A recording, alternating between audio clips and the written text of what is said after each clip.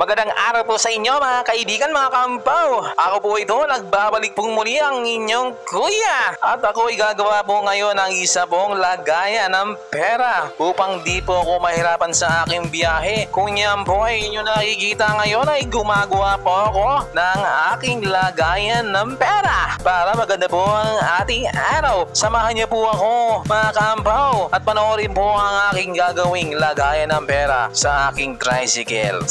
Sinisimulan ko na nga po pala siyang buuin ang aking lagayan ng pera sa aking tricycle at sinisimulan ko na po siyang hasain sa pamamagitan ng aking small barena. Ang small barena ito ay na-avail ko sa Shopee at Lazada mga kaampaw. Sa palagay niyo mga kaampaw, ano po bang mas maganda? Marami kang kita pero wala kang lagayan ng pera o may lagayan ka ng pera kahit mahina ang kita? Pero para sa akin mga kaampaw, mas okay na marami kang kita at meron kang lagayan ng pera. At ayan po, kung